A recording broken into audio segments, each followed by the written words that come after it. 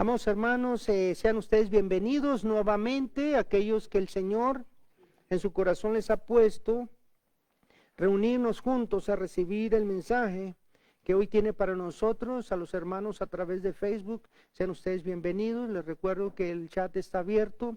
Cualquier comentario, peticiones de oración, por favor, hay alguien ahí esperándolo. Y que el Señor nos acompañe a través de este espacio de 35 minutos, a través de la palabra del Señor. Les habla Martín Lizárraga, pastor de la iglesia Oasis de Salvación, aquí en Tucson, Arizona. Pues hermanos, empecemos. Un mensaje dentro de la visión de recibir la Pascua, de recibir el domingo de resurrección, dentro de la visión de irnos preparando espiritualmente para ese evento tan hermoso que es el domingo de resurrección, son estas predicaciones. Conocer a Jesús nos ayuda a enamorarnos de Jesús. Conocer quién fue Él y qué hizo nos ayuda, porque nosotros somos medio cabeza dura. Nosotros a veces somos muy necios y tercos, ¿verdad? Pero a pesar de nuestras deficiencias, Jesús se ha revelado en nosotros para que nuestro amor, para que nuestra atención se vaya haciendo cada vez más clara. Así que el domingo de resurrección, haya fiesta, haya regocijo, haya mucho contentamiento, porque ese día el Divino Maestro resucitó un domingo como ese. Y eso para nosotros es un ejemplo que nosotros vamos a ser levantados también de los sepulcros a los que nuestro cuerpo, ¿verdad?, irá un día. Esa es una realidad que no vamos a poder cambiar. La realidad de la muerte en nuestras vidas. Así es que prepararnos, ¿verdad?, es ir creciendo para que cuando ese momento llegue estemos listos para estar delante del Señor y aceptar las bondades de sus promesas. Y la principal promesa de Dios es que nosotros estaremos junto a Él. Y ya no caminaremos por fe, porque ahorita vemos todo así medio borroso a través de la fe. Ese día glorioso vamos a ver su rostro y vamos a conocer a Jesús como realmente es Él. Así es que, amados hermanos, vamos a empezar. Hoy el tema de hoy, ¿verdad?, es una pesca milagrosa. Perdón. Una pesca milagrosa y los primeros discípulos. El texto que hoy nos ha mandado el Señor a que repasemos está localizado en el Evangelio según San Lucas, capítulo 5 del 1 al 11. San Lucas capítulo 5 del 1 al 11, ¿verdad? Hoy vamos a repasar, hoy vamos a tratar de buscar el verdadero sentido de esa enseñanza. Una pesca milagrosa, ¿verdad? Y los primeros discípulos. Cuando nuestro Señor Jesucristo empieza su ministerio a los 30 años, en realidad Él estuvo desarrollando e instalando el reino de Dios a través de sus discípulos solamente, hermanos, 3 años. En esos 3 años Él tenía que redimir el tiempo y lo primero que hace, una vez que empieza su ministerio, empieza a hacer algunos milagros para atraer la atención de las personas y después instruye a un grupo de personas para que sigan con esa visión, con ese misterio, con ese ministerio. De tal manera que este pasaje que vamos a ver hoy, ¿verdad?, nos enseña que a través de un milagro empieza a tomar a sus primeros discípulos. En este pasaje llama primeramente, ¿verdad?, a Simón Pedro. Está ubicado en Simón Pedro. Pero vamos a empezar en el punto número 1, ¿verdad? Y el punto número 1 vamos a leer el versículo del 1 al 3. Vamos a darle lectura. ¿Estamos ahí, hermanos? Oramos al final. Dice la palabra: aconteció que estando Jesús junto al lago de Genezaret, el gentío se agolpaba sobre él para oír la palabra de Dios. Y vio 2 barcas que estaban cerca de la orilla del lago, y los pescadores habiendo descendido de ellas, lavaban sus redes. Y entrando en una de aquellas barcas, la cual era de Simón, le rogó que apartase de tierra un poco, y sentándose, enseñaba desde la barca a la multitud. Jesús empieza su predicación, hermano, y Jesús era experto en enseñar. Y ve a la orilla del mar unas barcas, hay unos hombres trabajando ahí, bajando sus redes, lavándolas, y ve a la multitud que se aglomera, ¿verdad? Deseosos de su palabra. Dice que se amontonaban cerca de él. Y cuando la gente está muy amontonada, pues no se oye, ¿verdad? O se oye solamente un murmullo. Y él que hace, ¿verdad? Él lo que dice o piensa, ¿sabes una cosa? Camina hacia la barquita y le dice a Pedro, a Simón, Simón era el mismo Pedro, y le dice, ¿sabes qué? Pon tu barquita un poquito más adentro. Y desde ahí, ¿verdad? Aquella barquita se convierte en un púlpito. Esto es un púlpito. Se convierte en un púlpito, ¿verdad? Y en ese momento él hace, ¿verdad?, de su voz suficiente para que alcance a los demás. Usted sabe, hermano, que el nivel del mar es en cero, o sea, es hasta abajo. Todo empieza, ¿verdad? Por eso dicen, ¿verdad? Estamos a 50, 100, 2000, 3000 pies del nivel del mar. De tal manera que la tierra viene en esta dirección de arriba hacia abajo y llega a la playa. Fíjense Jesús, ¿por qué le digo esto? Por la manera como que él utiliza eso. Él se pone en el agua, en la barquita, ¿verdad? Y la playa, obviamente, viene de arriba hacia abajo. ¿Cómo ve este púlpito? ¿Cómo ve esta iglesia? ¿Se fija que tiene una inclinación? Las bancas de atrás están más altas y vienen y rematan aquí en el frente, en el púlpito. ¿Por qué cree que pasa eso? Esto es un auditorio. Jesús estaba haciendo un auditorio en ese pedazo de tierra allá en Genezaret, en el lago de Galilea. ¿Por qué? Para la expansión de la voz, para que la voz, ¿verdad?, llegue a todos. Eso es un auditorio. Él estaba utilizando eso. De tal manera, ¿verdad?, que todos los que estaban ahí aglomerados, escuchando y deseosos la palabra, su mensaje, pudieran escuchar a todos ellos. Y Pedro, obediente, ¿verdad?, lo lleva y lo pone tantito dentro del agua, y ahí empieza él su enseñanza. Había tanta gente queriendo escucharlo y estar cerca de él.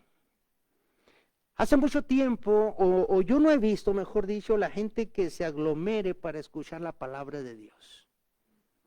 Veo aglomeraciones en Walmart, veo aglomeraciones cuando salen los primeros iPhones, veo aglomeraciones, ¿verdad?, el Black Friday, pero muy pocas aglomeraciones para escuchar la palabra del Señor. La gente que ella estaba hirviendo en fuego, habían escuchado tanto de Jesús que querían ir a verlo, querían ir a buscarlo.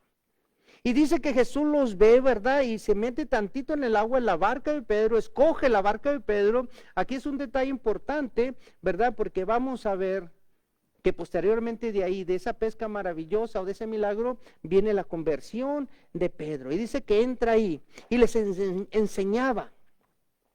Jesús enseñaba.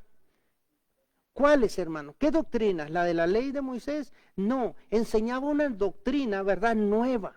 Él traía un mensaje de un nuevo pacto. Él quería mostrar el corazón de Dios. Él quería mostrar la llegada, ¿verdad?, de la misericordia de Dios a los hombres. Ese era su principal mensaje, enseñar, adoctrinar a las personas. Ese es lo que nosotros como iglesia tenemos que hacer. Somos llamados a compartir, a enseñar. No a quedarnos callados con este mensaje tan importante que tenemos en nuestro corazón, que es a Cristo Jesús. Una vez que él hubo acabado su enseñanza, haga de cuenta, terminó su sermón, terminó su mensaje, ¿verdad? Y empieza otra parte. Fíjense el número 2, ahí es donde empieza, ¿verdad?, el milagro del cual nosotros vamos a hablar. Primeramente dice el mandato de Jesús a Pedro. El verso 4, acompáñenme por favor, vamos a ir analizándolo. Dice, cuando terminó de hablar, dijo a Simón, boga mar adentro y echad vuestras redes para pescar. Estaban en la orilla. Aquellos hombres, hermano, imagínense esto, le voy a pintar el cuadro de Pedro para que usted pueda entender un poquito por qué fue un milagro. Ellos, los pescadores en ese lugar, ellos pescan muy temprano, como a las 3, 4 de la mañana empiezan a pescar. Ellos utilizaban lo que se llama como chinchorro, o sea, una pequeña red que aventaban, ¿verdad? Y después, posteriormente, jalaban. Ellos estaban, dice el relato, que cuando ya Jesús era ya temprano, ellos acababan de pescar casi toda la madrugada, toda la noche, y obviamente la estaban lavando sus redes porque no habían pescado nada. Pedro, unos versos atrás, habla de un milagro de Jesús, ¿verdad? O mejor dicho, Jesús hizo un milagro en Pedro. O sea, ya Pedro lo conocía un poquito porque unos versos atrás había sanado a su suegra.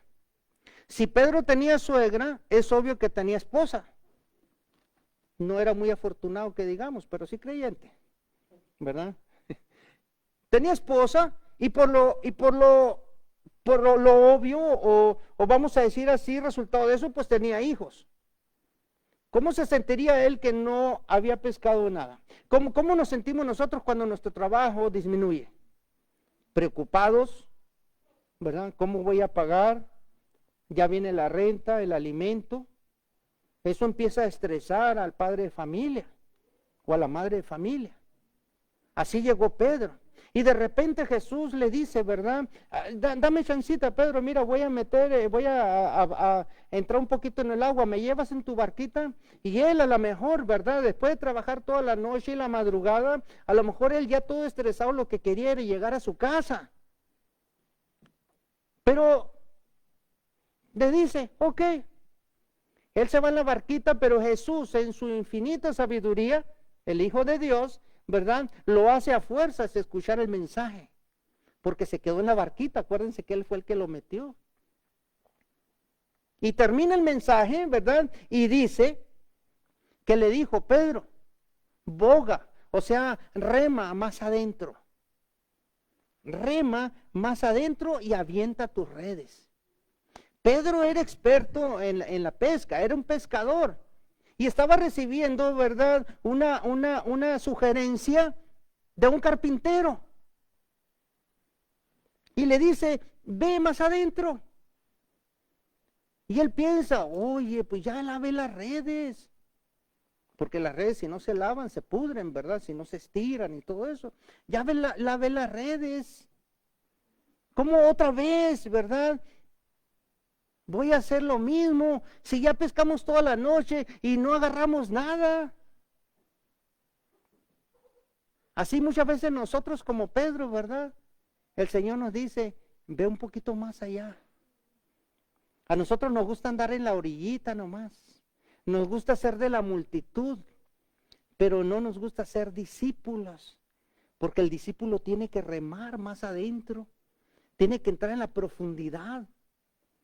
Pedro sabía como pescador que el pececito en la noche es cuando sale a buscar comida, porque ya cuando sale el sol en la mañana ya es muy improbable que pesques algo, porque el pez se va a las profundidades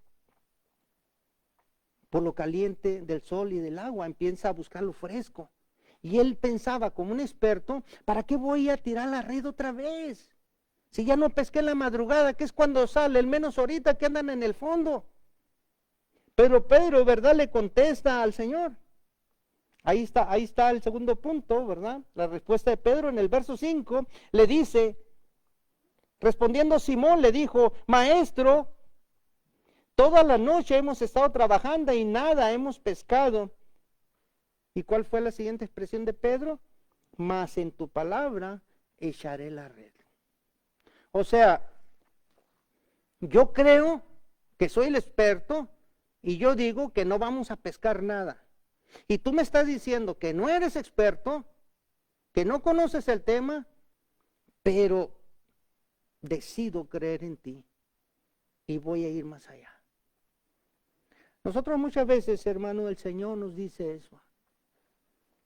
Ve más allá, profundiza, háblale del Evangelio. Y nosotros mismos, como Pedro, la natural respuesta es decir, ¿para qué le voy a predicar a este? Este es un vago, un bueno para nada. Mi hermano, mi primo, mi tía, mi familiar, no entiende, no quiere saber nada del Señor. ¿Para qué le voy a predicar? ¿Para qué le voy a llevar un mensaje? ¿Para qué voy a ir a la iglesia, como compartía mi hermana ahorita, verdad? ¿Para qué voy a ir a la iglesia? Si estoy enfermo, si ando cansado, si estoy estresado, si nada ha salido bien últimamente, ¿para qué voy a la iglesia? Esa es nuestra naturaleza humana. Es Pedro como pensaba, como un hombre común y corriente, como usted y como yo. ¿Y qué le dice él? Yo pienso, ¿verdad? Esto, pero por lo que tú dices y confiando en tu palabra iré. Así nosotros, ¿verdad? Le voy a llevar el mensaje a esta persona. Yo creo que no va a cambiar, yo creo que es un bueno para nada, yo creo que es un vicioso, yo creo, ¿verdad? Que así se va a morir. Pero en tu palabra le voy a hablar. Confiando en lo que tú dices, le voy a hablar. Sé que mi vecino no va a cambiar, sé que mi esposo no va a cambiar, sé que mi esposa no va a cambiar, sé que mi hijo va a seguir igual, pero en tu palabra le voy a llevar el mensaje. Confiando en lo que tú eres, no en lo que yo creo. Esa fue la respuesta de Pedro, ¿verdad? ¿Dónde? A un mar donde no había peces, donde no había pescado. Y nosotros, hermanos, ¿verdad? Estamos igual. Jesús nos llama a echar nuestras redes, o sea, a aventar, ¿verdad? El chinchorro. En un mar que parece, hermano, vacío. Muchas veces parece que no hay esperanza. Perdón. Pero la verdad que ese mar, o sea, el mundo, nuestro alrededor está lleno de seres que necesitan de Dios. Lo ilógico de aquí, o la enseñanza aquí, ¿verdad? Es que el pescador atrapa peces vivos, ¿sí? ¿Está de acuerdo? El pececito está vivo, lo atrapa, pero ¿para qué lo atrapa? Pues para matarlo, ¿verdad? Para cocinarlo. Lo atrapa vivo para matarlo. En lo que se convierte Pedro después y en lo que nosotros nos debemos de convertir, ¿verdad? Es en un pescador de hombres. Nosotros tenemos que echar nuestra red. Y nosotros, ¿verdad? Al contrario del pescador regular, atrapamos en nuestras redes personas muertas para poder revivirlos. O sea, mediante el Evangelio. Pedro estaba desanimado como muchos de nosotros estamos. La verdad, hermanos, que la sociedad está muy difícil. Tucson es considerado, en especial Tucson es considerado por todos los pastores y por la gente que sabe, ¿verdad? Una plaza muy dura. Hay mucha brujería, hermano, en nuestro pueblo. De veras, hermano. Mucha brujería. Hay dos cosas, ¿verdad?, que distinguen esta ciudad. Uno es la brujería y otro es la homosexualidad. Son plazas donde Satanás tiene muy arraigado, ¿verdad? Tiene muy esclavizado a las personas. Y nosotros muchas veces pensamos como Pedro, ¿a qué voy a ir si no hay peces, pues? Igual que Pedro, nosotros, ¿verdad? Somos llamados a hablarle a una sociedad llena de conflictos, hermano. Nuestra sociedad está llena de conflictos. Llamamos a unión a una sociedad, ¿verdad? Que normalmente, hermano, cada vez se replega más en grupos de intereses. La comunidad LGBT, los ricos, los pobres, los judíos, los cristianos, y nosotros llevamos un mensaje, ¿verdad?, de unión. O sea, es muy ilógico, así como Pedro pensaba, aquí no hay peces, ya lo mandé, ya lo eché a la red y no salió nada. En nuestra sociedad, ¿verdad?, inclusive en la política, un nacionalismo, se está desarrollando un nacionalismo que demanda endurecer las fronteras, cerrar las fronteras geográficas y culturales. O sea, en lugar de irnos abriendo a la unión, en lugar de irnos compenetrando más en la unión, nos estamos cerrando. ¿Cómo pescar en un mar sin peces? Eso es lo que pensaba Pedro y es lo que nosotros pensamos en muchas ocasiones. En medio de tanta oscuridad como está nuestra sociedad ahorita, en medio de tantos voces de fanáticos, en medio de tantos gritos y bullicios, extremistas que en el nombre del Señor, en el nombre de Dios, matan, explotan, llevan bombas. Y nosotros somos llamados a echar nuestras redes en ese mundo. A ese mundo tenemos nosotros que ir. A un mundo como el mar aquel, vacío, pero vacío, ¿verdad? De valores superiores, de pensamientos profundos. Nos gusta la orillita nada más. Así andamos en la vida, ¿verdad? Hubo, un sociólogo polaco que me gustó su expresión y se la comparto. Nosotros en nuestro tiempo, ¿verdad? Vivimos en una posmodernidad, en una civilización del espectáculo. Todo es show. Todo, ¿verdad? Gira alrededor de las redes sociales. Todo gira alrededor de una televisión. Estamos tan interesados en la vida del actor, de la actriz, del cantante, de aquel, de fulano, de tal, porque es muy popular, porque tiene muchos seguidores en YouTube, porque tiene tantos, ¿verdad?, adeptos a su canal de YouTube, o es muy popular en las redes, que tiene millones, se festejan, ¿verdad?, que tienen millones de personas. Así está el mundo ahora, un espectáculo, ¿verdad?, en una sociedad posmoderna que se ha ido cerrando a la profundidad del pensamiento y solamente vivimos en el entretenimiento, una sociedad de espectáculo, donde todo se vuelve más efímero, más vano, donde todo se vuelve, ¿verdad?, más relativo. Las personas, todo el mundo creen que tienen la verdad. Una confusión completa y absoluta. Aquello que no nos proporciona una bendición material o económica no sirve. Vivimos en esa era, hermano, en una era vacía, donde el pensamiento, hermano, sinceramente nos lleva a un vacío donde los líderes religiosos o los gurús o aquellas personas que creen saberlo todo, ¿verdad?, nos llevan a simples deducciones como esta. El pasado no existe. Olvídate del pasado, ¿verdad? Y el futuro, pues aún no ha llegado. Así que vive el hoy, disfrútalo. Nada más hoy, disfrútalo. Porque vida nada más hay una. Y es obvio que cuando no tenemos pasado, pues no tenemos de qué arrepentirnos. ¿Y qué no nos llama al arrepentimiento el Señor? ¿Y cómo nos vamos a arrepentir, verdad? Si no olvidamos nuestro pasado, si olvidamos nuestros pecaditos, nuestras pequeñas diferencias, muy pequeñas.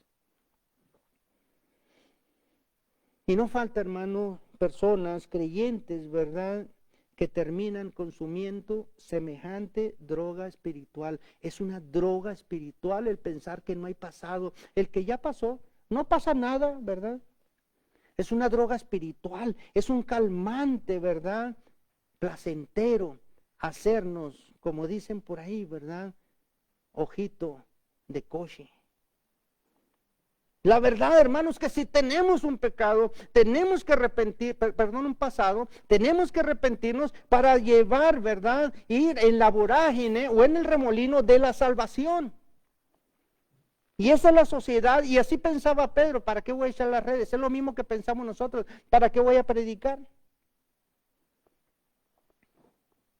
¿Sí? En el otro punto muy importante y con el que vamos a ir ya a la conclusión es la reacción de Pedro y los pescadores. ¿Qué pasó cuando Pedro le dice, bueno, Señor, ok, you got it, take it away? No dijo así Pedro, ¿verdad? Pero es una manera de decir, está bien, vamos pues. Todo cansado, sin dormir, a lo mejor Pedro iba todo hasta lagañoso, así, todo desfigurado, ¿verdad? Que no había dormido, despeinado. Probablemente, bueno, lo más seguro es que sí.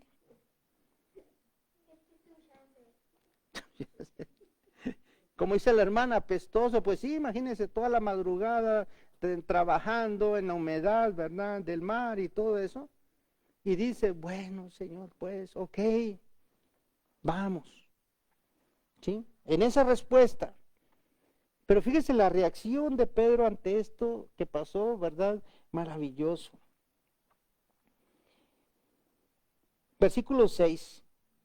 Y habiéndolo hecho, de profundidad, encerraron gran, se rompía. O sea, agarraron tantos peces y se le movía la barquita para todos lados, porque no era un barco camaronero y mucho, no, hermano, una barquita de cuando menos, ¿verdad? Unos 10, 12 pies de largo, eran barcas chicas, con un mástil pequeño, ¿verdad? Para una vela, para dirigirlo y remos para avanzar. No sé, a lo mejor, inclusive hasta a lo mejor hasta 20 pies y unos 4, 5 pies, 6 pies de ancho. De tal manera, ¿verdad? Que cuando saca aquella cantidad de peces que a lo mejor nunca había visto Pedro. Dice, ¿verdad? Que esto hace, ¿sí? Que empiece a pensar, fíjense, a pensar en pedir ayuda. Fíjense lo que dice el verso 7. Entonces hicieron señas a los compañeros que estaban en la otra barca para que viniesen a ayudarles. No solamente con la red, sino para que ellos también pescaran, y vinieron, dice, y llenaron ambas barcas. O sea, las dos barcas se llenaron, ¿verdad?, de peces. De manera, dice la palabra, que se hundían, o sea, casi se hundían, no se hundieron. ¿Sí? Se llenaron de peces, o sea, por el solo hecho de decir, Señor, yo creo que no voy a pescar, pero en tu nombre, ok, yo vivo en la banalidad de mis pensamientos, de mis creencias, pero ahora me voy a rendir a lo que tú dices y voy a ir a ese mundo vacío, a ese mundo lleno, ¿verdad?, de incredulidad, a ese mundo lleno de fanatismo, de homosexualidad, de brujería, de cuanto pecado haya. A ese mundo voy a ir, no lo que yo crea, porque yo creo como Jonás, que todos se deberían de perder, que el Nínive era lleno de personas malditas, asesinos, criminales, y que se los debería, ¿verdad?, llevar a chamuscárselos. Yo creo eso. Yo creo que el mundo está tan perdido, ¿verdad?, que merecen, Señor, el castigo que tienes. Pero en tu palabra voy a predicar. En tu palabra voy a compartir el evangelio, aunque yo piense todo eso. Y de repente, ¿verdad?, su barco se llenaba. Así se va a llenar nuestras vidas, ¿verdad?, de bendición. Así va a llegar, ¿verdad?, el asombro como Pedro, que ver aquello, ¿verdad? ¿De dónde salieron todos esos peces? Pues porque el Señor es el Señor, el Hijo de Dios. Aquel que controla todas las cosas, todo el mundo. ¿No recuerda también cómo utilizó a un pez grande, verdad, para tragarse a aquel Jonás? ¿Cómo no lo mantuvo ahí 3 días y después le dice, ahora sí escúpelo ahí en la playa? ¿Acaso no tendrá Dios control, verdad, del mundo pecaminoso en el que vivimos? ¿A poco no? Que Satanás, que el Señor lo reprenda, tenga control del sistema que opera en el mundo es muy diferente a que Él sea el dueño del mundo. En la tentación de Jesús, lo vimos el domingo pasado, el mismo Satanás le dice a Jesús, porque todo esto me ha sido entregado. No dijo, yo soy el creador de todo esto. El mismo Satanás reconoce que que Dios se lo entregó. ¿Para qué? Para poder hacer su labor en la vida de nosotros.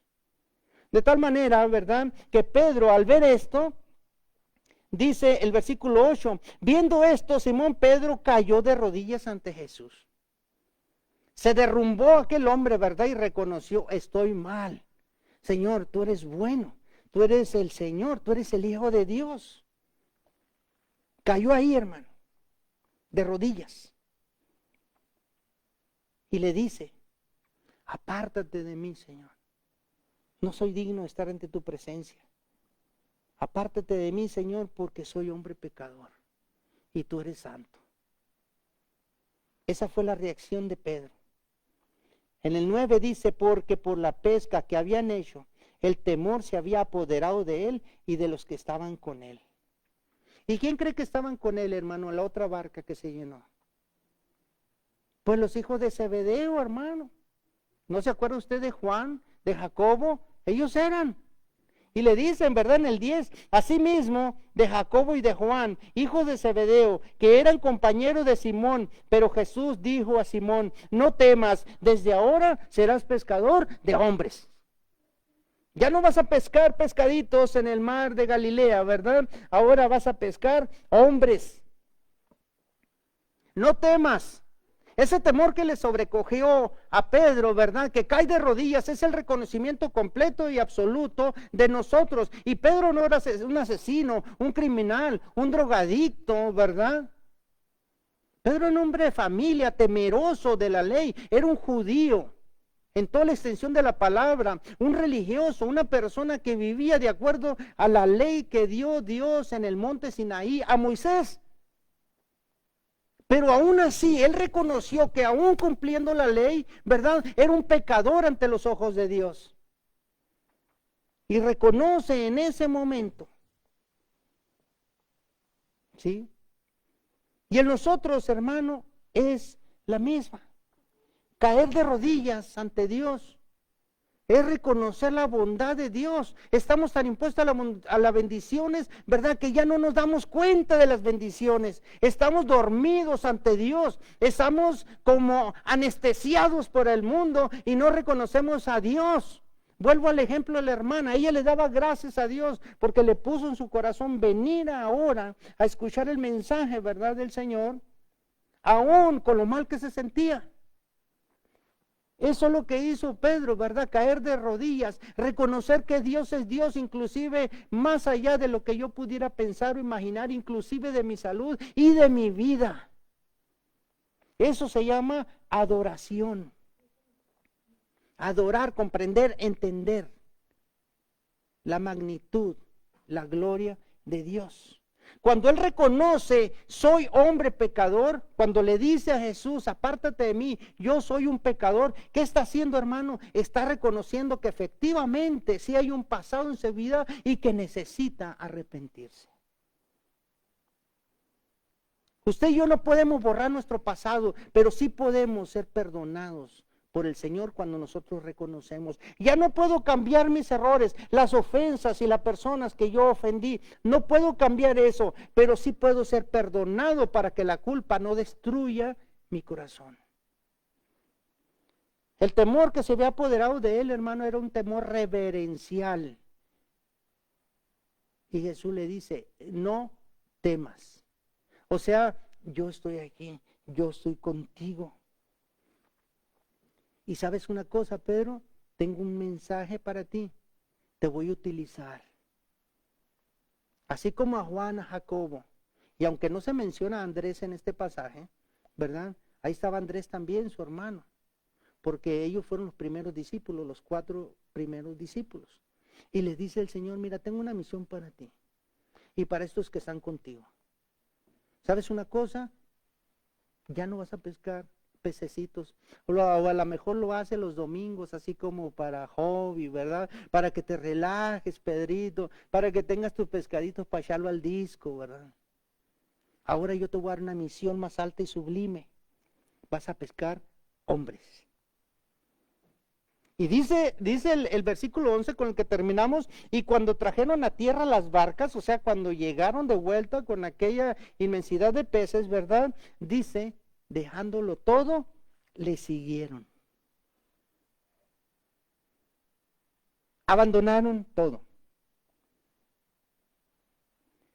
La conclusión, ¿verdad? En este tema es en una escritura, en un pasaje del Señor que nos debe hacer reflexionar. Primeramente, ¿verdad? Tenemos hambre nosotros, hermanos, de oír la palabra del Señor.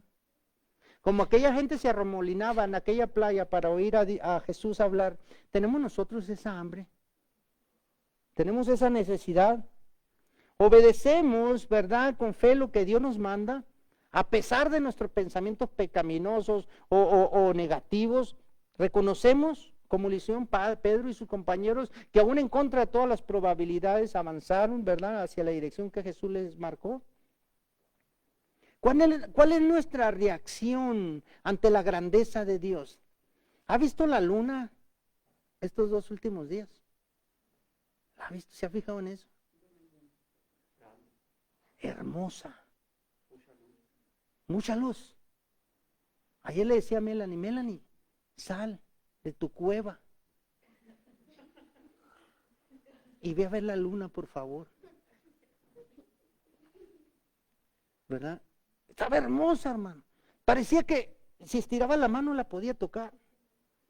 Pues el Dios que creó la luna, el sol y todo lo que vemos, ¿no se merecerá el respeto, la alabanza, el reconocimiento, el postrarnos ante Él? ¿Desde cuándo no se pone en sus rodillas, verdad, y lleva su frente al suelo y le da gracias a Dios? Practíquelo. Doblar el cuerpo es doblarse, ¿verdad?, delante del Señor. Hay personas que no lo van a poder hacer, ¿ok?, por los impedimentos físicos. Es obvio, ¿sí? A lo mejor pueden ir a tierra, pero no pueden levantarse. Tienen que llamar, ¿verdad?, al vecino. ¿Sí? Así es que, ¿qué tengo yo, hermano, que hacer? ¿Qué tengo yo que dejar atrás como dejaron aquellos hombres y seguir a Jesús? ¿Qué tengo yo que dejar? ¿Qué pecado está estorbando en mi vida para llevar a ser, verdad, o ser un seguidor de Jesús? ¿Qué tengo yo que dejar? ¿Malas amistades? ¿Qué tengo yo que dejar? ¿Alguna actitud negativa? ¿Qué tengo yo que dejar? Ese egoísmo que creemos en que siempre nosotros lo que pensamos y decimos tenemos razón. En que no reconocemos los derechos de los demás, en los que a lo mejor vivo en una vida de pecado, juzgando al vecino, juzgando a todo mundo, pensando que yo siempre tengo la razón en todo y que soy bueno. A lo mejor yo tengo que dejar esa actitud. A lo mejor tu problema, a lo mejor es el alcohol. ¿Qué tienes que dejar? ¿El alcohol para seguir a Jesús? A lo mejor tienes que dejar la droga. Yo no sé lo que tienes que dejar, pero Dios sí ve tu corazón. Él sí puede saber y tú sí lo puedes decir: Señor, yo quiero entregar esto. Nos despedimos con esta escritura que es en Lucas, ahí mismo en el Evangelio de San Lucas 14, 25 al 27. Dice: grandes multitudes iban con él, y volviéndose les dijo, va Jesús avanzando y un chorro de gente atrás. Y de repente como que el maestro dice, ¿sabes qué? ¿Por qué me siguen todos estos? ¿Verdad? Y se voltea y les dice, aquí lo podemos leer, si alguno viene a mí y no aborrece a su padre y madre y mujer e hijos y hermanos y hermanas, y aún también su propia vida, no puede ser mi discípulo. Podrán venir 1000 aquí atrás de mí, pero aquel que no cumpla con aborrecer, eso no quiere decir que usted va a odiar a su hijo, a su esposa, no. O sea, quiere decir que la prioridad en su vida va a ser Jesucristo, y después sus hermanos, sus hijos, su familia y todos sus conocidos. En el 27 dice, y el que no lleva su cruz y viene en pos de mí, no puede ser mi discípulo. Te tienes que despojar de lo que tú eres para poder ser discípulo de Jesús. Puedes ser un discípulo, puedes ser un seguidor, puedes ser un cristiano a medias y venir de vez en cuando, pero ¿sabes una cosa, hermano? ¿De qué te tienes que despojar para llegar a ser discípulo? Que es muy diferente. Jesús se dirige a esas multitudes.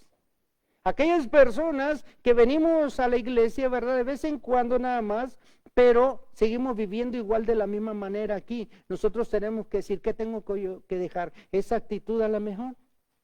¿Qué tengo yo que dejar para ser, verdad, discípulo de Jesús? Tengo que dejar mi actitud, ¿verdad? De tomar a Dios no tan en serio, así como que, bueno, pues tengo que trabajar el domingo, tengo que hacer esto, tengo que hacer lo otro, tengo flojera, estoy cansado. ¿Sabes una cosa, hermano? Y yo, en lo personal, y esto ya es de mi cosecha, no es de la palabra del Señor. Yo creo que Dios merece mi tiempo. Yo creo que Dios merece que yo, ¿verdad?, sacrifique lo que yo tenga que hacer el domingo en la mañana porque mi prioridad más alta, después, ¿verdad?, de todo, después del día, es Dios en mi vida. Él es el que me trae parado. Él es el que me da vida. Él es el que en esta mañana abrió mis ojos. Cuando nosotros nos dormimos en la noche, si usted no sabe, el ritmo cardíaco baja casi hasta morir. Nuestro cuerpo, por eso nos decimos nosotros, ya me estoy relajando, si bien a gustote, ¿verdad? Ya me estoy relajando en la noche. No, es que la sangre empieza a fluir más despacio, su corazón empieza a disminuir, la sangre lleva menos oxígeno a su cerebro, de tal manera que empieza como un adormecimiento. Eso es lo que nosotros le llamamos relajación. Pero en realidad prácticamente nuestro cuerpo está dejando de tener circulación de sangre, o sea, nuestro ritmo cardíaco baja muchísimo. ¿Y por qué le digo esto? No es una clase, ¿verdad?, de medicina, ni de nada de eso. Simplemente es decir, porque en la mañana, cuando usted abre sus ojitos, el que lo mueve es el Espíritu Santo. Levántate. Hay algo que todavía tienes que hacer. El que abre sus ojitos es Dios. No merecerá Él que le adoremos y apartemos un tiempo para Él. De aquella pesca milagrosa, de aquella obediencia, vinieron los primeros discípulos, y luego fueron 12, y luego 70, y luego miles y millones, y seguimos nosotros, ¿verdad? Millones y millones de discípulos de aquel momento. Así es que, amado hermano, ¿verdad? Hoy nuestro Señor se merece que pensemos en ser de aquella bola o que queramos ser discípulos. Y hay un precio que pagar, es dejarlo todo. Dejar todo aquello que estorba para que yo sirva al Señor. Vamos a ponernos en nuestros pies, a irnos, porque por ahí dicen, ya hace hambre, ¿verdad?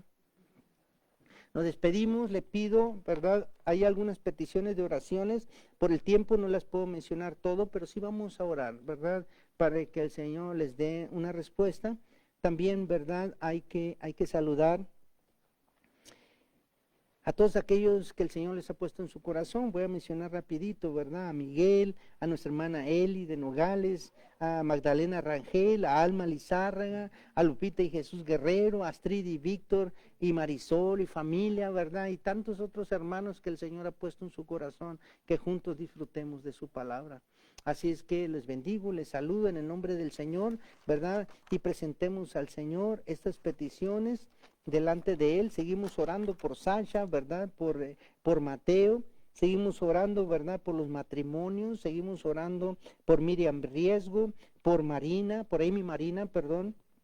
Amy, por esas prisiones de adicciones, por nuestra hermana Sandra Chávez, por la familia de nuestra hermana Lupita y Jesús Guerrero en Hermosillo, por protección en la vida espiritual de Magda y Roxanne también en Hermosillo, por Carlos, un compañero, nuestro hermano Eleazar, que está sufriendo cáncer ahorita, ¿verdad? Por José Luis Sánchez, por fortaleza, por esas pérdidas que la muerte trae o que nos separa de nuestros seres queridos, ¿verdad? También oramos por el nuevo trabajo de Iván, para que el Señor le provea, lo sustente. También oramos por nuestro hermano Jesús Gaitán, él va a tener una operación en unos días más, ¿verdad? Por los trámites, por la casita de nuestra hermana María, para que el Señor le pueda conceder la bendición, ¿verdad? De ese nuevo hogar. Por la hija de nuestra hermana Marina, por esas vamos a poner así, esos tropiezos, ¿verdad?, que la vida pone, para que esto le ayude a ablandar su corazón, para que esto le ayude a pensar y razonar que tenemos un Dios que provee y sustente y que no vive, ¿verdad?, en una religión, sino que habita dentro de nosotros, ¿verdad? Que todo esto le ayude a la hija de nuestra hermana, ¿verdad? Y para que pronto ya pueda tener también, ¿verdad?, en su casa y pueda seguir su vida regular. Estas son las oraciones, hermano. Oremos todos para que el Señor les dé una contestación de acuerdo a sus riquezas, ¿verdad? De gloria, a su corazón lleno de misericordia y de amor para con nosotros. Así es que oremos y nos despidamos. Padre Todopoderoso, amado Señor, gracias.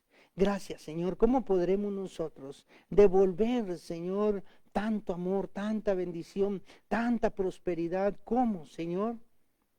Pero la Biblia, Señor, tu palabra, nos marca que con obediencia. Que si te amamos, Señor, obedezcamos tus mandamientos.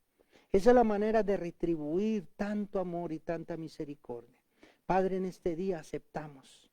Volcamos nuestro corazón a ti, Señor, para que tú hagas de nosotros nuevas criaturas y que nos ayudes a ser agradecidos, a voltear nuestros ojos al cielo, a no estar mirando solamente nuestra necesidad, a no estarnos quejando solamente, ¿verdad?, de lo que no tenemos, sino agradecer lo mucho, Señor, que nos has dado, lo mucho que tenemos. Gracias, Padre Todopoderoso. En tus manos ponemos estas oraciones, Señor, para que tú les des, según tus planes y propósitos, una respuesta. Señor, bendigo a tu nombre, en el nombre del Padre, del Hijo y del Espíritu Santo. Iglesia, recibe la bendición, comparte el milagro, aunque tú creas que eso no funcionará. Hazlo en su nombre y en su palabra. Amados hermanos.